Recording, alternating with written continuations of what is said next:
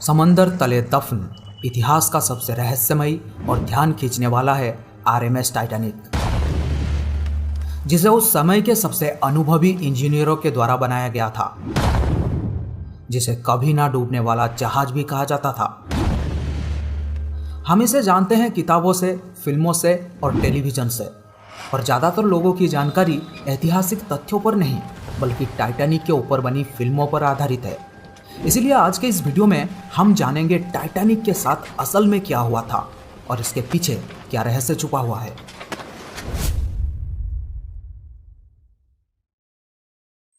Titanic, जिसका पूरा नाम था आरएमएस टाइटैनिक। आरएमएस यानी रॉयल मिल शिप। इसको बनाने वाली कंपनी का नाम था व्हाइट स्टार लाइन।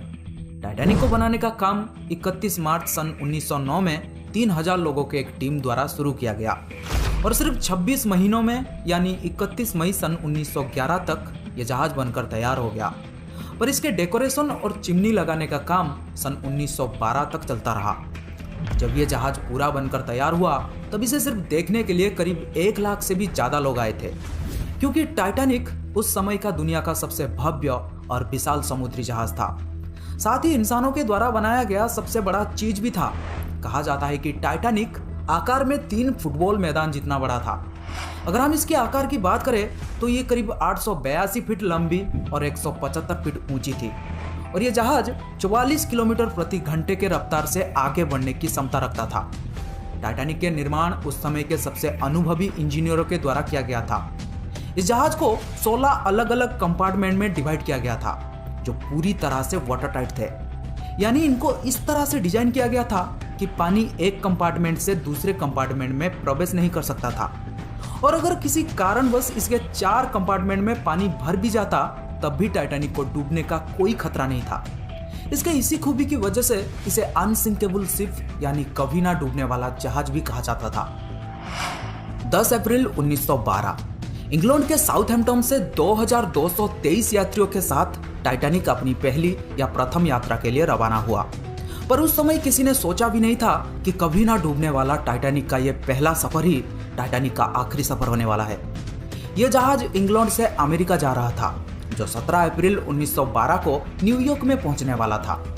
पर 14 अप्रैल 1912 को टाइटैनिक को 6 बर्फ के चट्टानों के चेतावनी मिले थे। कप्तान को लगा बर्फ के चट्टान नजदीक आने पर जहाज मुड़ जाएगा, परंतु बदकिस्मती से जहाज बहुत बड़ा था और रडार बहुत छोटा था। बर्फ के चट्टान आने पर वे अत्यधिक गति के कारण समय पर नहीं मुड़ पाए और चट्टान से जा टकराए। एक अनुमान के मुताबिक ये चट्टान करीब 10,000 साल पहले ग्रीनलैंड से अलग हुए थे। इस टक्कर के चलते टाइटैनिक के राइट साइड पे लगे प्लेट में एक छेद हो गया। टक्कर इतनी भयानक थी कि टाइटैनिक के राइट साइड के स्टारबोर्ड के लगभग 300 फीट तक के कीले टूट के बाहर आ गई और जिस जगह पे 2 प्लेट आपस में कनेक्टेड थी वहां से पानी तेजी से जहाज के अंदर आने लगा। इस टक्कर के चलते टाइटैनिक के 16 में से 5 वाटर टाइट कंपार्टमेंट खुल चुके थे, जिसमें से तेजी से पानी जहाज के अंदर आ रहा था। रात के 11:40 पर वे डूबने लगे और तकरीबन 2:20 पर वे पूरी तरह समुद्र में समा गए। यह जहाज टक्कर के 2 घंटे 40 मिनट तक पानी के ऊपर टिका रहा। शायद और कोई जहाज होता तो वो बहुत पहले ही डूब जाता। जहाज में अत्यधिक लाइफ बोट्स ना होने के कारण 2223 यात्रियों में से कुल 706 यात्रियों को ही बचाया जा सका, जिसमें महिलाओं और बच्चों को प्राथमिकता दी गई थी। प्रोटोकॉल के कारण पुरुषों की संख्या में कमी देखने के लिए मिलता है। इस दुर्घटना में 1500 से भी ज्यादा लोगों की मृत्यु हो गई थी, पर सभी लोगों की मौत पानी में डूबने की वजह से नहीं बल्कि अत्यधिक ठंड के वजह से हुई थी, क्योंकि समुद्र के जिस जगह पर यह टक्कर हुई थी वहां पे पानी का टेम्परेचर -2 डिग्री सेल्सियस था और इतने लो टेम्परेचर के चलते किसी भी इंसान का 15 से 20 मिनट तक जिंदा रह पाना भी मुश्किल है। टाइटैनिक पर मौजूद सभी म्यूजिशियन पूरे 2 घंटे 40 मिनट तक म्यूजिक बजाते रहे जब तक कि टाइटैनिक डूब नहीं गया। ऐसा इसलिए ताकि यात्रियों के बीच अफरा तफरी कम रहे और वे अपनी आखिरी पलों में शांति से मर सके, पर किसी भी म्यूजिशियन की जान नहीं बचाया जा सका। टाइटैनिक डूबने के बाद ही उसकी खोज शुरू कर दी गई थी, पर जहाज का मलबा मिलने में 73 साल लग गया। आज भी टाइटैनिक के दोनों हिस्से समुद्र के 1300 मीटर गहराइयों में एक दूसरे से 600 फीट की दूरी में पड़े हुए हैं। जबकि टाइटैनिक का पूरा मलबा 1500 स्क्वायर माइल के एरिया में फैला हुआ है। टाइटैनिक दुर्घटना दुनिया के सबसे बड़ी शांतिकालीन दुर्घटनाओं में से एक है, जहां बिना किसी युद्ध के हजारों लोगों ने अपनी जान गंवा दी।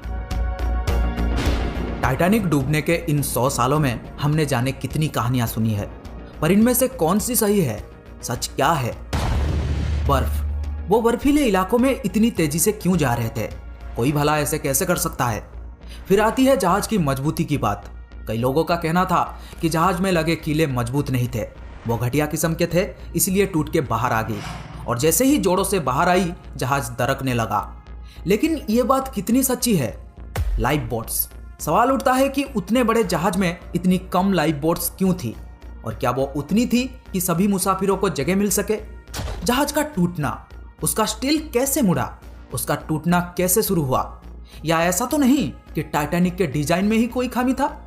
हर सवाल एक खास इंसान पर आरोप लगा रहा था, कैप्टन स्मिथ पर उतने रफ्तार के लिए, व्हाइट स्टार लाइन के चेयरमैन ब्रूस इज़मे पर इतने कम लाइफ बोट्स के लिए, थॉमस एंड्रियन पर कमजोर किले और डिजाइन में खामी के लिए। पर 2010 में हुए एक रिसर्च के दौरान इस सभी सवालों के जवाब मिलने लगे। दरअसल 2010 में शुरू किए गए एक प्रोजेक्ट के दौरान टाइटैनिक के डूबने के रियल वजह जानने के लिए शोधकर्ताओं की एक टीम अत्याधुनिक रोबोट्स और हाई डेफिनेशन वाले कैमरा के हेल्प से नॉर्थ अटलांटिक ओशन के 1500 स्क्वायर माइल के एरिया का एक मैप बनाए, और टाइटैनिक के हर छोटे बड़े टुकड़ियों की 1,30,000 फोटोज और वीडियोस इकट्ठा किया गया।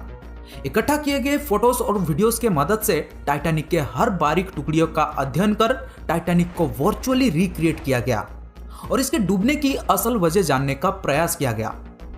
इस रिसर्च से पता चला कि टाइटैनिक के बनावट में कहीं कोई खामी नहीं थी, ना ही इसमें यूज मटेरियल लो क्वालिटी के थे, बल्कि टाइटैनिक की बनावट तो इतनी शानदार थी कि यह टक्कर के 2 घंटे 40 मिनट तक पानी में टिका रहा। अब एक इत्तेफाक देखिए, टाइटैनिक डूबने के 14 साल पहले यानी 1898 में मुर्गन रॉबर्टसन नाम के एक राइटर ने एक नॉवल लिखा था जिसका नाम था the wreck of the Titan of futility. असल में यह कहानी एक बड़े से जहाज के बारे में था जिसका नाम था टाइटन, जो एक आइसबर्ग से टकराकर नॉर्थ अटलांटिक में डूब जाता है। पर आपको जान के हैरानी होगी, कहानी वाला टाइटन और असली के टाइटैनिक दोनों ही अप्रैल के महीने में डूबे, दोनों ही अटलांटिक ओशन में डूबे, और दोनों में ही हजारों लोगों को बचाने के लिए पर्याप्त लाइफ बोट्स नहीं थे।